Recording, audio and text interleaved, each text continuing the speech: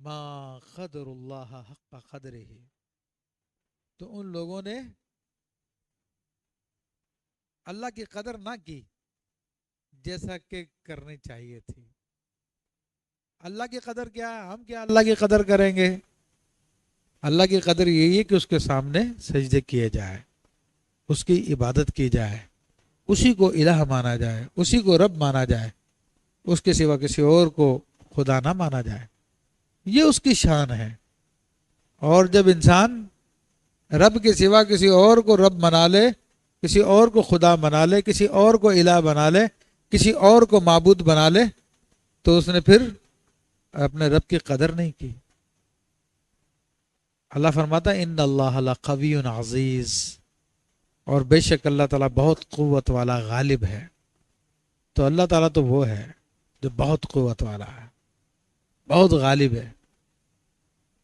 تو اب لوگوں کو قرآن مجید بار بار توحید کی طرف بلاتا ہے، توحید کا درس دیتا ہے، اور اس کی ضرورت بھی ہے، کیونکہ جو کلمہ پڑھنے والے ہیں وہ لوگ بھی اس شدید گناہ کے اندر مبتلا ہو جاتے ہیں، اور شیطان تعویلوں کے ذریعے ان کو اس گناہ کے اندر پھنسا دیتا ہے، اور اپنے ذوم میں سمجھ رہے تھے کہ ہم توحید کے اعلیٰ مقام پہ پہنچے ہوئے ہیں، حالانکہ وہ انسانیت کی پستیوں میں پہنچے ہوئے ہیں۔ اسلام تو آیا ہے اسی لیے کہ انسانوں کو انسان کی عبادت سے نکال دے، انسانوں کو پتھروں کی عبادت سے نکال دے، انسانوں کو درختوں کی، ستاروں کی، دیگر مخلوقات کی عبادت سے نکال کر وحدہ لا شریک کی عبادت میں لگا دے۔ تو تم اسی وحدہ لا شریک کا کلمہ پڑھ کر پھر تعویلیں کر کے اتنے بڑے گناہوں میں گرفتار ہو جاتے ہو۔ تو اس لیے اللہ تعالیٰ بار بار اپنے قدرت کو، اپنی وحدانیت کو بیان فرماتا ہے کہ وہ قوی ہے، وہ عزیز ہے۔ تم اس کو چھوڑ کر عاجز حقیر چیز کے، اپنے جیسے حقیر کے پیچھے لگ گئے ہو۔ تو ربوبیت کے لائق، عبادت کے لائق صرف وہی ذات ہے، اور اس لیے کلمہ بھی ہمیں سکھا دیا کہ لا الہ الا اللہ، کہ اس کے سوا کوئی معبود نہیں ہے، کوئی عبادت کے لائق نہیں ہے۔ اے انسان، تیری پیشانی یہ تیرے جیسے انسان کے سامنے نہیں جھکنی چاہیے، یہ تیرے رب کے سامنے جھکنی چاہیے۔ اس کو بتا دیا، اور پھر اس کے ورد کا حکم دیا کہ اس کا ورد کرو، خوب کثرت سے ورد کرو تاکہ شرک سے بچ سکو۔ فرمایا کہ اللہ یستفی من الملائکۃ رسولا، اور اللہ چن لیتا ہے اپنے فرشتوں میں سے رسول، ومن الناس، اور آدمیوں میں سے، ان اللہ سمیع بصیر، اور بے شک اللہ تعالیٰ سنتا اور دیکھتا ہے۔ تو یہاں پر بھی اللہ تبارک و تعالیٰ نے اس بات کی طرف اشارہ کر دیا کہ فرشتوں میں بھی اللہ کے رسول ہوتے ہیں اور انسانوں میں بھی اللہ کے رسول ہیں۔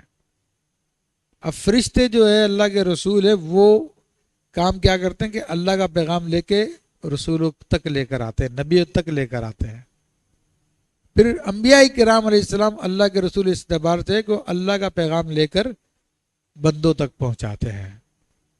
تو یہاں پر ایک پروسیس بتا دیا کہ اللہ کی طرف سے جو بات آتی ہے وہ اس پروسیس کے ذریعے عام طور پر آتی ہے کہ اللہ تعالیٰ فرشتوں کے ذریعے نبیوں اور رسولوں تک پہنچاتا ہے، اور رسول جو ہے پھر امت کو بتاتے ہیں۔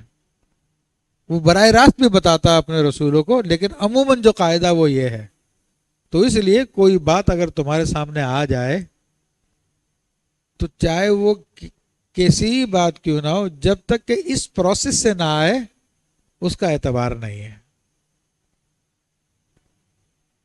اب جتنے جھوٹے خدا گھڑے ہوئے ہیں، جتنے جھوٹے خدا بنائے ہوئے ہیں، کیا اس پروسیس سے وہ ثابت ہیں؟ کیا فرشتوں نے آ کے اللہ کے نبیوں کو اطلاع دی تھی کہ یہ فلانا پتھر اور فلانی چیز اور فلانی چیز اور فلانا انسان یا فلانا ستارہ، فلانا درخت وہ خدا ہے؟ اگر ثابت ہے تو بتاؤ، اگر نہیں ثابت ہے، اس طریقے سے جو چیز ثابت ہوگی وہی ثابت مانی جائے گی، وہی دلیل ہے، ورنہ اس کے علاوہ دلیل نہیں ہے۔ تو اس لیے ہمیں یہ سارے کے سارے سبق سکھائے جا رہے ہیں۔ تو عام طور پر جو لوگ اس قسم کی گمراہی پھیلاتے تو ان کے پاس یہ دلیل نہیں پائی جاتی اور مسلمانوں میں بھی تصوف کے نام پر جو الہاد میں مسلمانوں کو لے کے ڈالتے ہیں تو ان کے پاس بھی ایسی کوئی دلیل نہیں ہے. وہ بھی سنے سنائے قصے کہانیاں واقعات بزرگوں کے نام سے منسوب کر دیے جاتے ہیں اور وہ پھر لوگوں کو بتائے جاتے ہیں.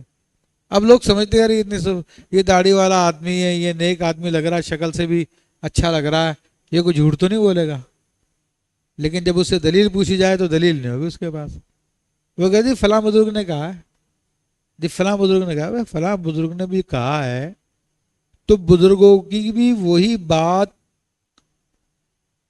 تسلیم کی جاتی ہے, مانی جاتی ہے جو کہ کتاب و سنت سے ثابت ہو. اور جو بات کتاب و سنت سے ثابت نہیں ہو تو وہ ہم کہیں گے کہ بزرگوں کے بارے میں جھوٹ منسوب کر دیا گیا, ان کے بارے میں غلط بات پھیلا دی گئی ہے. سمجھ میں آ رہی ہے بات؟ تو یہ اس کا طریقہ, اس کے چھان کا پھٹک کا, اس طریقے سے چیزوں کو ثابت ہونا چاہیے. ورنہ تو پھر جو چاہے گا, دل چاہے گا, مارکیٹ میں رائج کر دے گا. اور ہمارے یہاں پہ ہو بھی رہا ہے ایسا. دیکھو شریعت نے سند کا بڑا خیال رکھا ہے کہ ہر چیز کی سند ہوتی ہے, وہی قابل اعتبار ہے.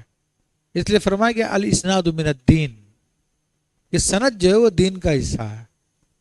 لولا الاسناد لقال من شاء ما قال, تو جس کا جو دل چاہتا وہ کہتا پھر تھا. لیکن شریعت نے سند کی قید لگا دی ہے. جب سند کی شرط لگا دی ہے تو اب جو بات بے سند ہے اس کو نہیں مانا جائے گا. مطلب ایک مثال میں آپ کو دے دوں کہ برائی کس طرح عام ہوتی ہے, کس طرح پھیلتی ہے. سرکار دو عالم صلی اللہ علیہ وسلم کے منہ مبارکہ ہے, ٹھیک ہے, جن کو منہ مبارکہ کہا جاتا ہے, اس کی سند ہے, حدیث سے ثابت ہے کہ رسول اللہ صلی اللہ علیہ وسلم نے اپنے منہ مبارکہ حجۃ الوداع کے موقع پہ صحابہ کرام میں تقسیم کیے اور پھر وہ منتقل ہوتے ہوئے امت کے اندر پہنچے ہیں. یہ بات تو سند سے ثابت ہے. مگر اس کے مقابلے میں پچھلے دنوں ایک ٹرینڈ یہ چلا تھا کہ لوگ صبح سو کے اٹھ رہے ہیں اور کہیں ہمارے قرآن کے اندر منہ مبارکہ نکلے ہیں. ارے بھائی یہ کہاں سے آ گئی بات, یہ کہاں سے تم لے کر آ گئے ہو, تمہارے قرآن میں منہ مبارکہ نکل رہے ہیں. چلو قرآن کے اندر بال نکلے یہ تو ہم مان لیتے ہیں, لیکن منہ مبارکہ تو رسول اللہ صلی اللہ علیہ وسلم کے ہوتے ہیں. وہ کہاں سے ثابت ہو گیا کہ رسول اللہ صلی اللہ علیہ وسلم کے ہیں؟ یہ تو ایک موٹی سی بات ہے, لیکن اس سے نیچے آئی ہے.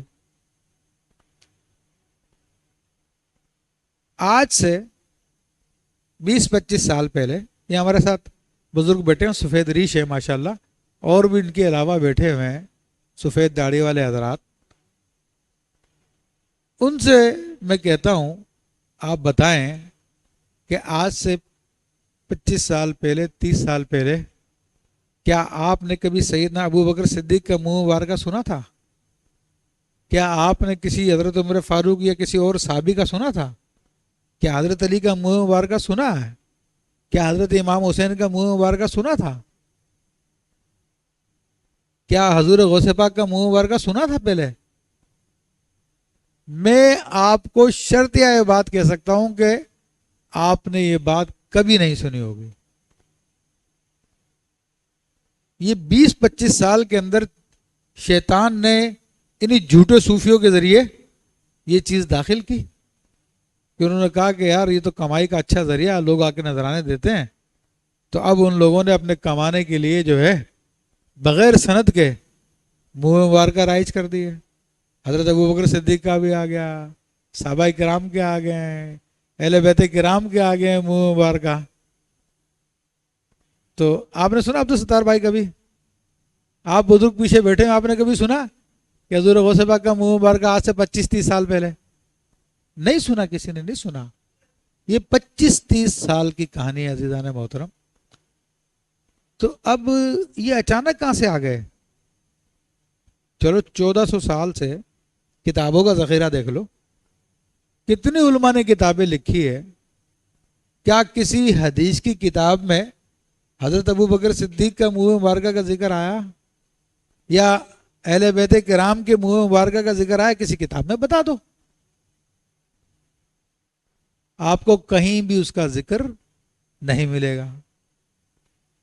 1400 سال کی کتابیں میں بتا رہا ہوں میں. 1400 سال کی کتابوں میں کہیں آپ کو اس کا ذکر نہیں ملے گا. پھر یہ اچانک کہاں سے آ گیا؟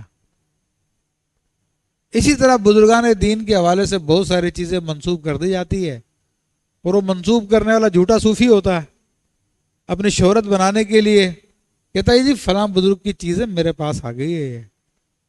اچھا بھائی، اگر یہ فلاں بزرگ کی چیز ہے تو ان بزرگوں کے جانشین بھی گزرے ہیں، بڑے بڑے ان کے خلیفے گزرے ہیں، بڑے بڑے ان کے سلسلوں میں اولیاء کرام گزرے ہیں. کیا ان کے پاس کوئی چیز تھی اس طرح کی؟ آپ کو ان کتابوں میں کوئی تذکرہ ملے گا ہی نہیں. مگر آج کا ایک جھوٹا صوفی ایک چیز لے کر آ گیا اپنی شہرت بنانے کے لیے. اچھا، عوام کو اتنا شعور ہوتا نہیں، وہ سوال بھی نہیں کر سکتے بیچارے، اور سوال بھی کر لے تو ان سے کوئی پوچھے گا بھی نہیں، ان کو کوئی جواب بھی نہیں دے گا، لفٹ بھی نہیں کرائے گا. تو یہ سند کا سلسلہ ہے. سند کے ساتھ بات ہوتی ہے وہی قابل قبول ہوتی ہے، ورنہ ہر ایرا غیرہ نتو خیرہ کوئی نہ کوئی دعویٰ کر کے بیٹھ ہی آئے گا. جس طرح کے لوگوں نے اب دعوے کیے ہیں کہ ہمارے پاس حضرت ابوبکر صدیق کا منہ مبارکہ ہے، حضور غوث پاک کا منہ مبارکہ ہے، فلانے بزرگ کی یہ تبرک ہے، فلانے بزرگ کا یہ تبرک ہے. تو اگر اس قسم کا تبرک ہوتا تو کئی کتابوں میں اس کا ذکر مل جاتا.